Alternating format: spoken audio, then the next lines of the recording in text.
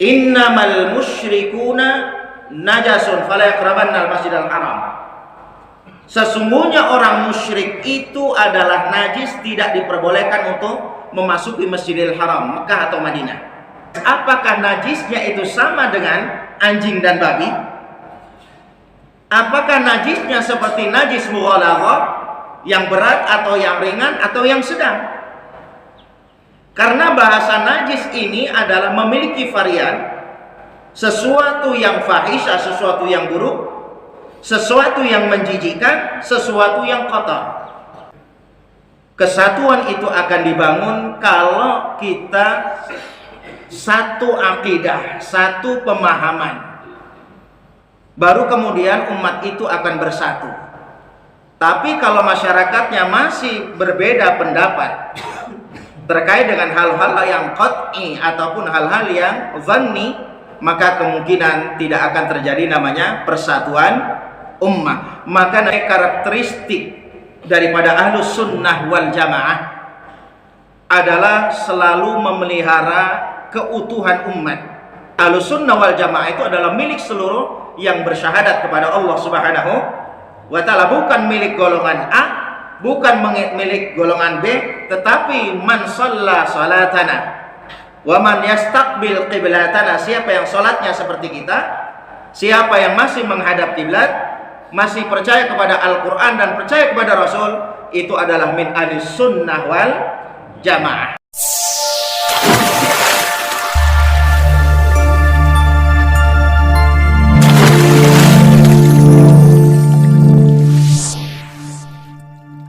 Assalamualaikum warahmatullahi wabarakatuh. Jumpa lagi kita di Rudy Krosok Channel, channelnya edukasi, informasi, dan hiburan. Karakteristik ahli sunnah wal jamaah adalah selalu menjaga keutuhan umat. Ulama mengatakan kesatuan itu akan dibangun kalau kita satu akidah, satu pemahaman, baru kemudian umat itu akan bersatu. Tapi kalau masyarakatnya masih berbeda pendapat terkait dengan hal-hal yang qat'i maupun hal-hal yang dhanni, maka tidak akan terjadi yang namanya kesatuan umat. Dan ini realitas yang terjadi. Maka fikih realitas dalam beribadah dan bermuamalah harus kita fahami. Itulah yang akan dibahas pada kajian subuh ini di Masjid Nurul Amal Swadaya 7 Gunung Terang Bandar Lampung, bersama Ustadz Dr. Nurholis LC, MA. Marilah kita simak kajian dari Ustadz kita.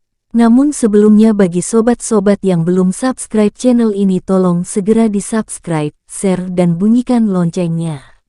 Karena membantu sesama juga merupakan ibadah. Terima kasih. Bismillahirrahmanirrahim. Assalamualaikum warahmatullahi wabarakatuh. Puji syukur kita panjatkan pada Allah Subhanahu wa taala atas segala nikmat dan karunia-Nya kepada kita semua. Salawat beriring salam tidak lupa kita sanjung agungkan untuk kedua kita Nabi besar Muhammad sallallahu alaihi wasallam. Ma'asyiral muslimin, jamaah salat subuh yang dimuliakan oleh Allah Subhanahu wa taala. Kajian kita pada pagi hari ini yaitu tentang fikih realitas dalam ibadah dan muamalah. Dalam bahasa Arabnya adalah fiqhul waqi'. Kajian kita yang ketiga ini adalah bagaimana melihat kenyataan kaum muslimin ketika melaksanakan satu ibadah dan muamalah dalam keseharian. Tentu ini juga patokannya adalah Al-Quran, Sunnah Nabi SAW, ijma' dan qiyas. Maka ini menjadi penting bagi kita karena ma'asyiral muslimin rahimakumullah, sebagai karakteristik daripada ahlus sunnah wal jamaah adalah selalu memelihara keutuhan umat, wahdatul ummah. Maka ulama mengatakan kalimatut tauhid qabla tauhidul kalimah. Kesatuan itu akan dibangun kalau kita satu akidah, satu pemahaman. Baru kemudian umat itu akan bersatu. Tapi kalau masyarakatnya masih berbeda pendapat terkait dengan hal-hal yang qat'i ataupun hal-hal yang dhanni, maka kemungkinan tidak akan terjadi namanya persatuan ummah. Maka Nabi SAW ketika mengawali dakwanya adalah 13 tahun di kota Mekah.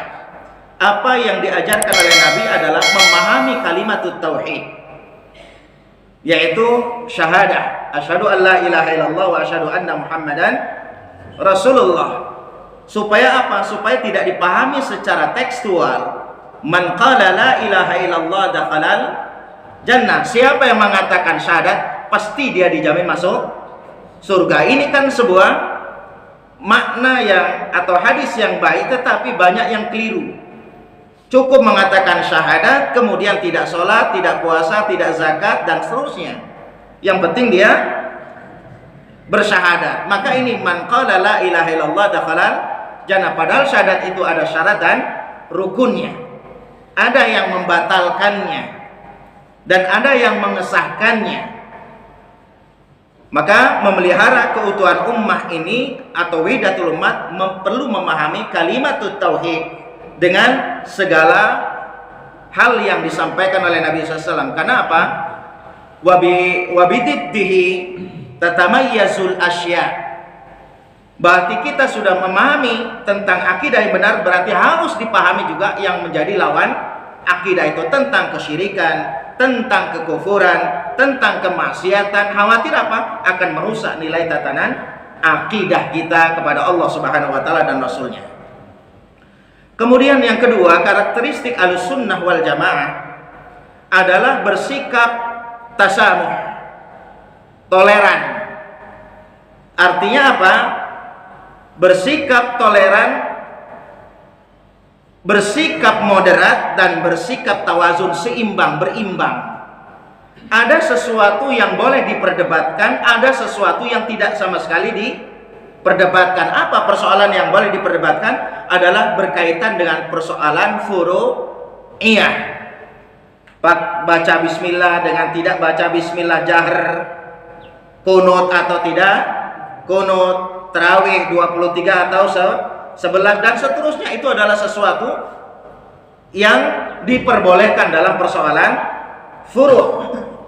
Oleh karena itu adalah merupakan salah satu juga ijtihad dari para ulama. Seluruh namanya ijtihad itu adalah benar. Apabila benar dapatkan 2 pahala, dan apabila salah dia tetap mendapatkan 1 pahala di mata Allah Subhanahu wa taala. Kenapa? Karena kesungguhannya menggali tentang persoalan hukum yang ada di dalam Al-Quran dan Sunnah. Karena Al-Quran dan Sunnah itu adalah persoalan yang masih global, yang perlu dipahami secara detail oleh para ulama.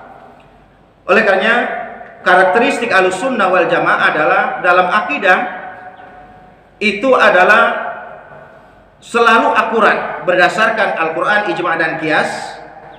Kemudian mudah dan tidak rancu di dalam memahami persoalan akidah ini. Artinya tidak jelimet, ya, tidak jelimet. Bahkan karakteristiknya adalah selalu menjunjung tinggi nilai kebenaran, memadukan antara ilmu dan amal, bahkan memuliakan para sahabat dan mengikuti salafus soleh, orang-orang yang terdahulu, yang terbaik.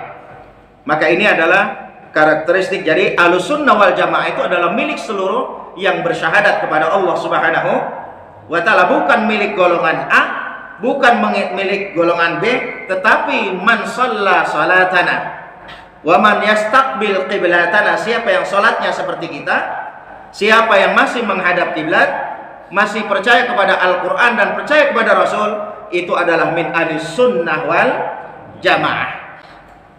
Artinya ini yang perlu kita pahami secara baik dan benar. Oleh karenanya, ma'asyiral muslimin rahimakumullah, kenapa demikian? Karena beberapa kaum muslimin hari ini secara global itu bisa dipetakan yang mengaku dirinya Ahlussunnah wal Jamaah tapi dalam prakteknya tidak Ahlussunnah wal Jamaah. Yang pertama adalah kelompok kaum muslimin sering memahami nas secara tekstual. Artinya secara harfiah, secara zahir, ayat ataupun hadis Nabi Shallallahu Alaihi Wasallam, tanpa menganalisis maksud dan ilat hukum. Pokoknya ayat berkata kafir, berkata munafik, berkata surga dan neraka diambil secara tekstual, apa adanya. Padahal tidak demikian. Ayat itu perlu dipahami, maka perlu penafsiran dari Al-Quran untuk menjelaskan terkait dengan persoalan itu, ataupun melalui daripada kalam para sahabat, perkataan para sahabat radhiyallahu anhum. Contoh, di dalam Al-Quranul Karim ada kelompok yang memahami secara tekstual, zahirnya ayat saja atau hadis. Innamal musyrikuna najasun fala yaqrabanna al-masjidal haram. Sesungguhnya orang musyrik itu adalah najis, tidak diperbolehkan untuk memasuki Masjidil Haram, Mekah atau Madinah. Dipahami secara zahir, secara harfiah, orang musyrik itu najis. Apakah najisnya itu sama dengan anjing dan babi? Apakah najisnya seperti najis mughalaghah, yang berat atau yang ringan atau yang sedang? Karena bahasa najis ini adalah memiliki varian, sesuatu yang fahisyah, sesuatu yang buruk, sesuatu yang menjijikkan, sesuatu yang kotor. Padahal orang musyrik itu adalah selain muslim, mereka bersih-bersih, lebih kinclong dari kita. Ya. Kenapa Allah Subhanahu wa taala mengatakan innamal musyrikuna najasun? Sesungguhnya orang musyrik itu adalah najis. Apakah najis secara zahir atau najis secara batin? Kalau hanya mengambil tekstual ayat ini, maka akan dipahami bahwa kita nggak boleh salaman, nggak boleh jual beli dengan mereka karena najis. Dan inilah yang dipakai oleh sebagai kelompok kaum muslimin, bahwa yang tidak sepaham dengan dia, yang tidak sejamaah dengan dia, maka dikatakan najis, ibarat dia adalah orang musyrik. Padahal sholatnya masih bersama kita, kiblatnya masih sama, Al-Qur'annya sama, dan nabinya sama. Tapi kenapa mereka menghukumi kita adalah orang musyrik yang najis? Padahal di situ kata najis itu adalah najis secara maknawi, najis secara batin. Artinya apa? Karena akidah mereka berbeda dengan akidah kaum muslimin. Maka dalam bab muamalah tetap kita memberikan keadilan, tetap kita memberikan kasih sayang, karena Allah Subhanahu wa taala berfirman, la yanhakumullahu 'anil ladzina lam yuqatilukum wa lam yukhrijukum min diyarikum. Tidak boleh kita mengganggu mereka selama mereka tidak mengganggu kaum muslimin. Nah, ini kan kebablasan memahami ayat atau hadis secara tekstual. Contoh lain adalah dalam persoalan ibadah dan muamalah, adalah berkaitan dengan persoalan isbal, menjulurkan kain atau celana di bawah mata kaki. Salah satu hadisnya Rasul Shallallahu Alaihi Wasallam, dan riwayatnya adalah sahih dari Bukhari dan Muslim. Ma asfala minal ka'baini minal izari fa finnar. Siapa yang menjulurkan kain dan celananya di bawah kedua mata kaki, maka dia akan diancam masuk neraka. Lah bagaimana dengan ibu-ibu? Apakah mesti juga ngangkat di atas mata kaki? Maka terjadilah sekwilda sekitar wilayah dada. Jadi saking supaya nggak isbal katanya. Nauzubillah min dzalik. Kemudian hadis yang lain, 3 orang yang tidak akan diajak bicara oleh Allah Subhanahu wa taala dan tidak akan dilihat oleh Allah. Ya, salah satunya adalah al-musbil izaru, orang yang menjulurkan kain di bawah mata kaki. Menurut pemahaman secara literal atau tekstual, setiap yang memanjangkan kain itu pasti mendapatkan laknat dari Allah Subhanahu wa taala. Tapi hadis ini tidak berdiri sendiri.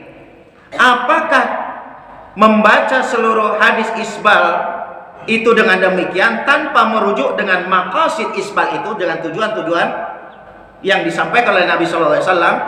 Karena yang namanya hukum itu, ma'asyiral muslimin, ada satu kaidah, al hukmu yaduru ma'al illah wujudan wa adaman. Idza intafa'atil illah intafatil hukmu. Hukum itu berlaku kalau ada illat, ada sebab. Jika ada sebab maka berlakulah hukum itu. Jika tidak ada sebab dan illat maka tidaklah berlaku hukum itu. Oleh karenanya perlu kita secara detail dan secara teliti supaya tidak dipahami secara tekstual. Kenapa demikian? Apakah yang dimaksud Allah memberikan laknat terhadap orang yang menjulurkan tangan atau kainnya itu terhadap perilaku isbal sendiri, atau memang ada faktor lain? Rupanya Rasulullah Shallallahu Alaihi Wasallam ilat sebabnya itu adalah khayla, yaitu karena kesombongan. Maka kaidah ini berlaku kepada hadis ini. Idza al-hukmu yaduru ma'illah wujudan wa adaman wa idza intafa'atil illah ittafa'atil hukum. Hukum itu berlaku karena adanya sebab. Sebabnya kenapa? Allah menyiksa itu karena sombong, menjulurkan kain atau celana di bawah mata kaki. Berarti kalau nggak sombong, hukumnya adalah tidak diberikan laknat oleh Allah Subhanahu wa ta'ala. Kenapa? Asbabul wurud yang kedua adalah ketika Abu Bakar Siddiq radhiyallahu anhu di depan Nabi Shallallahu Alaihi Wasallam dan beliau menjulurkan kainnya. Kemudian manjarra thawbuhu khuyala lam yanzurillahu yaumal qiyamah. Qala Abu Bakar, inna ahada syaqqi thawbi yastarhi. Ya Rasulullah, aku ini menjulurkan kainku. Apakah aku termasuk orang yang dikutuk oleh engkau ya Rasulullah? Lah. Kata Nabi, tidaklah engkau itu seperti itu wahai Abu Bakar. Berarti ilatnya adalah karena kesombongan. Mafhum mukhalafahnya, orang yang mengangkat di atas mata kaki juga karena ada nilai sombong, maka itu lebih parah. Maka Islam memberikan jalan tengahnya adalah khairul umuri au satwa. Sebaik-baiknya perkara adalah pertengahan. Ya, jangan terlalu juga di bawah kakinya atau di atas mata kaki, di tengah betis begitu. Kan itu nggak etis, apalagi dibawa kemana? Kerja atau ngajar atau ke. Nah ini kan kayak orang. Nah artinya perlu kita juga, Islam itu memberikan keadilan. Dan ini hanya berlaku kepada laki, tidak berlaku kepada perempuan. Justru perempuan yang baik itu adalah memakai kainnya sampai dengan tanah, menyapu tanah, karena setiap sapuan itu membersihkan dari kotoran dan najis itu. Tapi bagaimana kalau di Indonesia? Kan setiap hari musim hujan. Kalau di Arab kan setahun sekali. Dan di sana pasir, memang tidak kotor. Maka apakah disamakan juga dengan orang Arab? Tidak juga. Berarti di sini adalah sesuai dengan berpakaian muslimah yang baik, menutup auratnya kecuali dalam muka dan telapak tangan. Kalau itu pakai kaos kaki. Nah ini perlu dipahami secara komprehensif, secara menyeluruh, jangan diambil sepotong. Akhirnya apa? Timbullah kericuhan dan ketidaknyamanan antara satu muslim dengan muslim yang lain. Contoh lain adalah berkaitan dengan kepemimpinan wanita. Hadis Nabi Shallallahu Alaihi Wasallam diriwayatkan oleh Imam Bukhari. Lan yufliha qaumun walau amruhum imra'atan. Tidak akan pernah sukses dan bahagia kalau sebuah negara, sebuah kaum itu dipimpin oleh seorang wanita. Berarti kalau secara tekstual ini, wanita tidak boleh menjadi pemimpin. Wanita tidak boleh menjadi memimpin. Kalau dipahami secara zahirnya nas, Kenapa? Lan itu adalah huruf nafi li ta'bid. Tidak akan pernah sama sekali lan. Yufliha, bahagia, sukses, kalau negara itu atau negeri itu dipimpin oleh kaum wanita. Padahal hadis ini ada asbabul wurudnya. Sebab turunnya hadis ini adalah ketika pemerintahan kaisar, di mana seorang kaisar ini di Irak waktu itu, di Persia, dia tidak memiliki keturunan laki-laki. Ada anaknya adalah masih kecil, yaitu seorang gadis kecil wanita. Maka ini kemudian ingin menggantikan ayahnya yang sudah tua.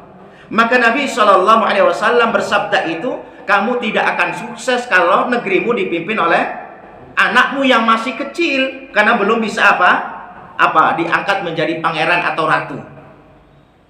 Mana mungkin? Maka hadis ini tidak berlaku umum. Oleh karenanya wanita apakah boleh berkarir atau tidak?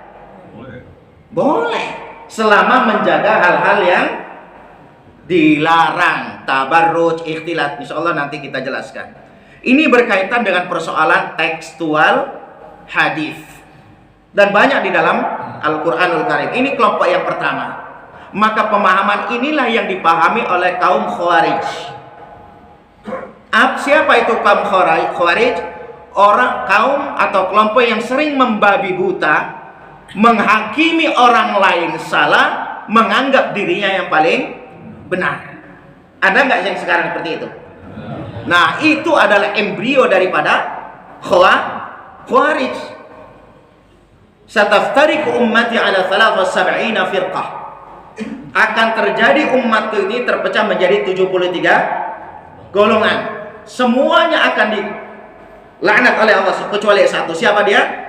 Ma ana alaihi washabi wa qila min ahli sunnati wal jamaah. Jadi kaum Khawarij, kaum Mu'tazilah, kaum Qadariyah itu adalah kelompok yang disampaikan oleh Nabi SAW adalah kelompok yang sesat. Mereka tidak ada yang mengatakan saya adalah Khawarij, saya atau kami adalah Mu'tazilah, tetapi pemikirannya itu adalah embrio dari pecahnya umat Islam pasca Ali bin Abi Thalib. Khawarij, Mu'tazilah adalah orang yang cuek, nggak peduli mau sholat, mau ibadah, mau makan, tetangganya mau nggak, bodoh amat, yang penting saya selamat. Itu adalah Mu'tazilah. Ada nggak seperti ini? Ada yang Syiah mengkultuskan seseorang, menganggap itu para wali, yang lainnya tidak. Itu adalah pemikiran Syiah. Kumaha kiai nabaek, kata orang Sunda. Pokoknya kalau bukan dari si fulan maka nggak diterima. Padahal ukuran kita adalah Al-Quran dan Sunnah Nabi besar Muhammad Sallallahu Alaihi Wasallam. Jadi sinilah tiga kelompok besar ini kemudian mengembrio berpencar kepada pemikiran-pemikiran kaum muslimin yang kemudian selalu gontok-gontokan di tengah masyarakat yang ada. Khawarij, Mu'tazilah dan Syiah. Kelompok yang kedua adalah cenderung memiliki pendapat yang berat, tasyaddud, ekstremis, yang kekeh, yang takalluf ngoyo daripada memilih sesuatu yang diberi yang mudah di dalam ajaran Islam. Jadi tidak melihat kondisi dan situasi. Apakah dia termasuk kebutuhan primer dalam ibadah itu? Apakah termasuk sekunder ataukah tersier? Yaitu umul balwa yang tidak bisa dihindari.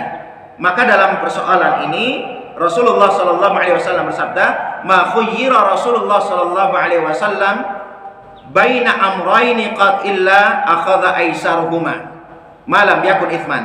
Jika ada dua pilihan hukum, maka Rasulullah SAW memilih hukum yang memudahkan selama pilihan tersebut bukan suatu dosa.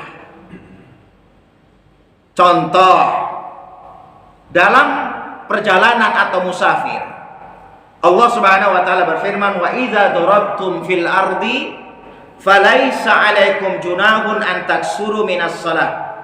kalau kamu safar atau bepergian di muka bumi, maka tidaklah mengapa kamu menjamak atau mengqashar sholat. Nah, ini sesuatu rukhsah, keringanan dari Allah Subhanahu wa taala, sedekah dari Allah Subhanahu wa taala yang harus kita terima.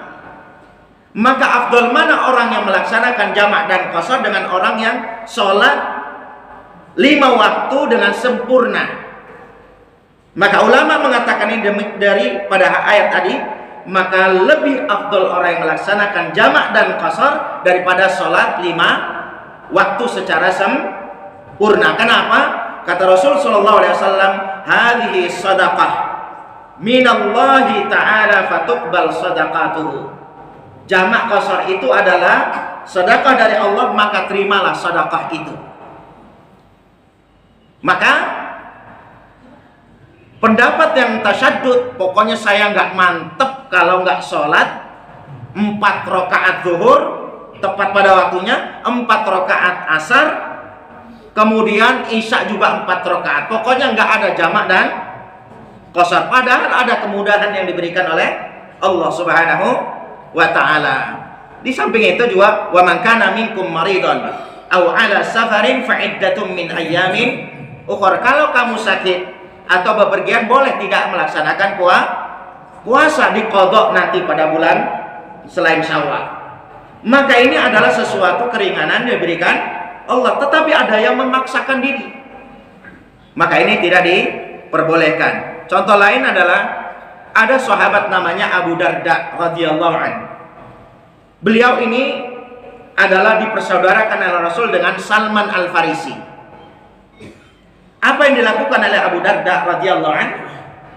Beliau setiap malamnya qiyamul lail, dari habis tidur jam 12 sampai dengan subuh, selalu melaksanakan tahajud setiap malamnya. Maka istrinya mengadu kepada Rasul sallallahu alaihi wasallam, ya Rasulullah, suamiku begini. Rasul tidak langsung percaya, karena setiap kabar dari perempuan itu perlu dicek dan cross check, karena sering ditambah-tambahin, ya, yang satu menjadi 2, 2 menjadi 3 dan seterusnya. Khawatir menjadi fitnah. Maka Nabi tidak percaya langsung dengan perkataan istrinya Abu Darda. Maka diutus Salman Al-Farisi supaya nginep di rumahnya itu 3 malam. Coba buktikan, cross check benar nggak apa yang disampaikan oleh istrinya. Kenapa? Beliau Abu Darda ini seorang hamba yang soleh, tapi setiap siangnya beliau itu tidur, nggak mencari nafkah karena kecapean tiap malam qiyamul lail. Dan istrinya juga pengen setiap malamnya itu tidur bersama. Ini kan nggak mau tidur, suaminya tahajud terus, ya. Anaknya juga pengen ditimang dan seterusnya, tidak memberikan keadilan. Maka setelah diutusnya Salman Al-Farisi, betul ya Rasulullah, aku tiap malam melihat Abu Darda melaksanakan qiyamul lail. Maka dipanggillah Abu Darda kepada Rasulullah. Rasul bersabda, "I'ti likulli dzi haqqin haqqawai." Abu Darda, mulai hari ini berikan keadilanmu untuk keluargamu, karena matamu punya hak, jiwa ragamu punya hak, anak istrimu punya hak, maka berikanlah keadilan sesuai dengan apa yang diberikan oleh Allah Subhanahu wa ta'ala. Itu memaksakan diri, ya, tidak diperkenankan. Mu'adz bin Jabal juga, mentang-mentang ini beliau seorang faqih, beliau ini adalah seorang faqih, sahabat, ahli fikih, maka diutus oleh Nabi SAW ke Yaman 2 kali. Dan Mu'adz bin Jabal ini pulanglah ke kampungnya menjadi imam sholat isya pada waktu itu, membaca surat Al-Baqarah dari Alif Lam Mim sampai la yukallifullahu nafsan illa wus'aha. Yang biasanya mesti turun amal kan kuliah kulhu. Ini dibacakan surat Al-Baqarah 286 ayat, kan kemeng itu, kabur. Akhirnya apa? Rasul Shallallahu Alaihi Wasallam bersabda, halaka mutanti'un ya Mu'adz. Apakah kamu akan membuat fitnah kepada umatmu ya, wahai Mu'adz? Itu tidak benar. Karena kata Nabi SAW, sebagai seorang imam yang baik adalah akhaffu fi imamihi, orang yang memberikan keringanan di dalam bacaan, tidak memaksakan diri sekalipun dia apa bacaannya lama, kecuali ada hal-hal tertentu. Seperti apa? Sholat Id, Sabihis dengan Al-Ghasyiyah.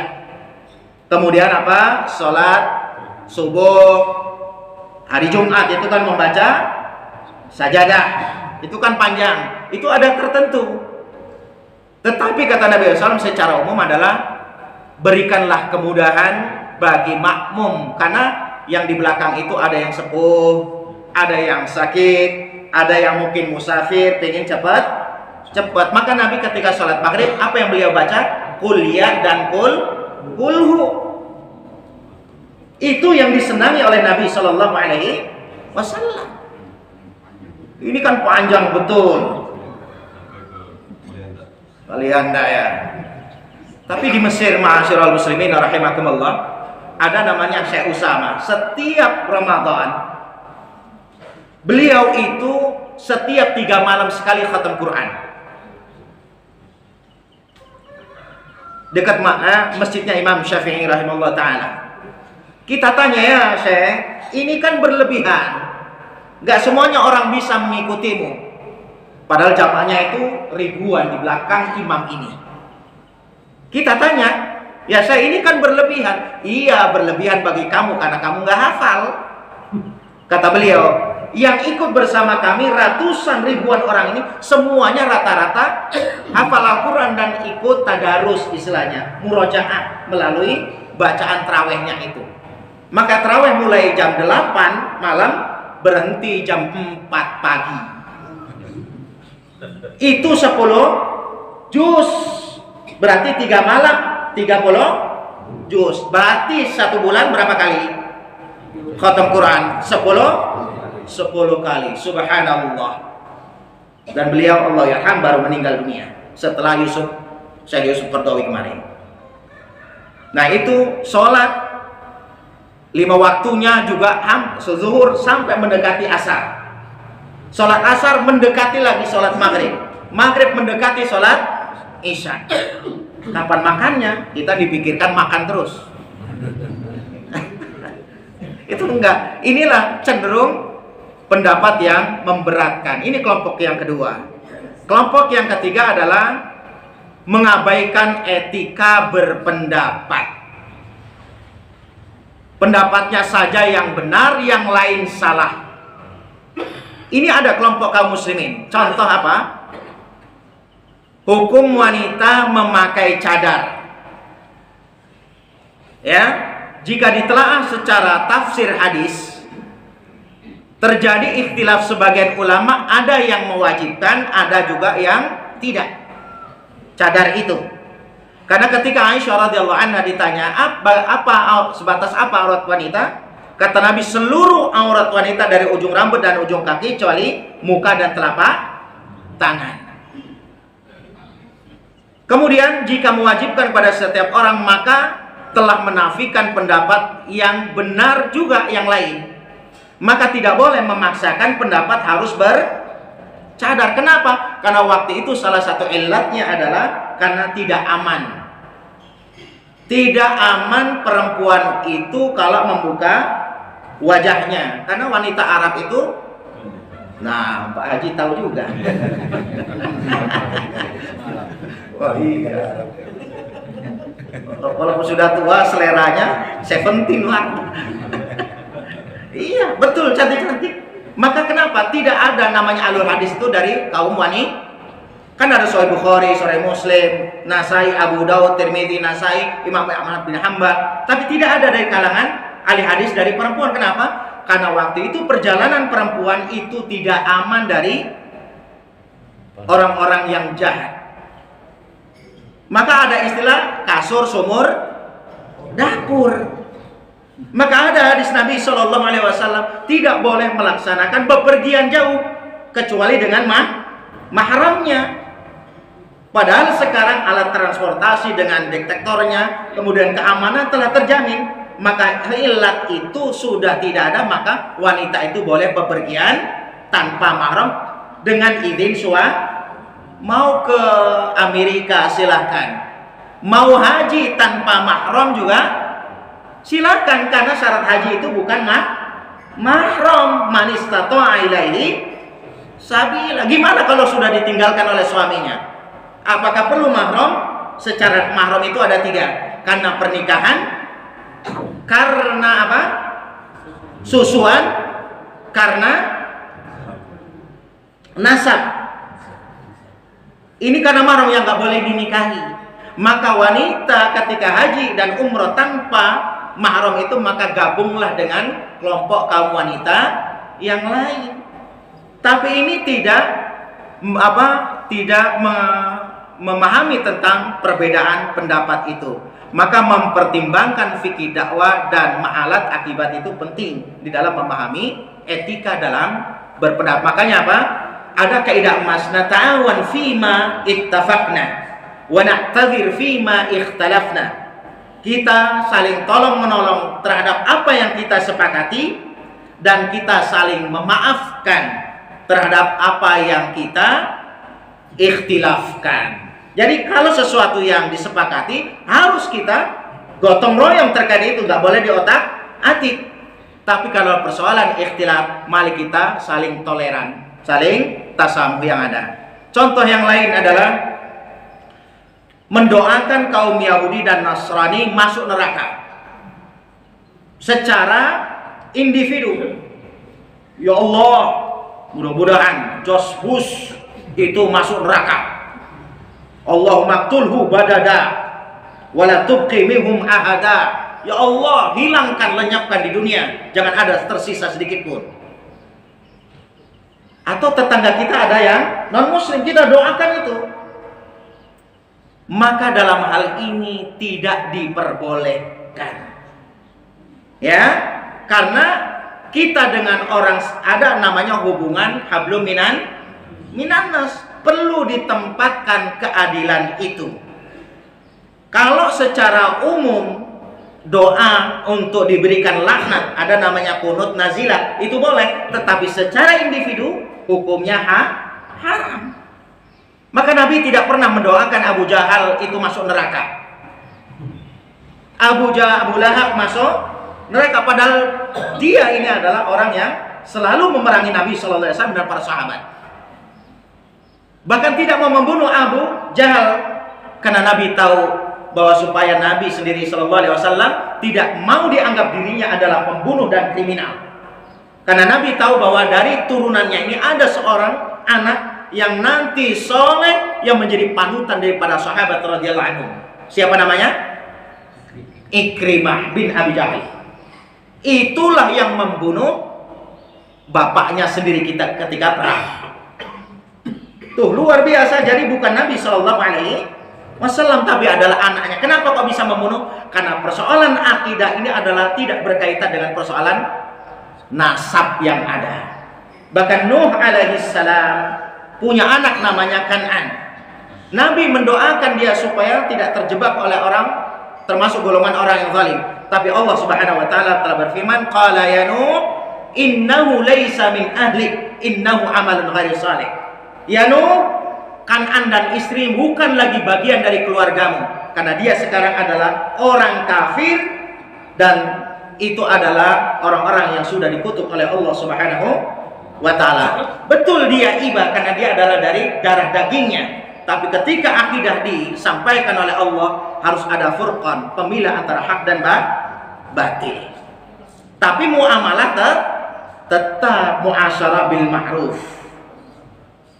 Ya, maka Imam Syafi'i mengatakan tidak semuanya pendapatnya beliau ini benar, tidak semua juga pendapatnya itu salah. Beliau mengatakan ra'yi shawabun yahtamilul khata' wa ra'yi ghairi khata'un yahtamilus shawab. Pendapat saya benar, tetapi kemungkinan ada salah. Pendapat yang selain saya salah, tapi kemungkinan juga ada kebenaran. Kenapa demikian? Maka ada 4 mazhab, itulah supaya kita toleran. Tidak boleh kita memaksakan pendapat kita untuk diterima oleh orang lain, sementara orang lain punya argumen juga. Maka ini adalah 3 kelompok. Maka fikih waqi itu adalah fikih yang memahami tentang kondisi, kekinian dan realitas kontemporer, baik secara internal kaum muslimin maupun eksternal, yang meliputi aspek hukum yang berdasarkan Al-Quran dan Sunnah Nabi besar Muhammad Sallallahu Alaihi Wasallam. Ini perlu kita baca supaya Pak, Islam itu tidak dipandang ekstrim, tidak dipandang radikal, tapi adalah tasamu, toleran, moderat, dan bijak dalam menilai persoalan hukum yang berkembang di tengah masyarakat yang ada.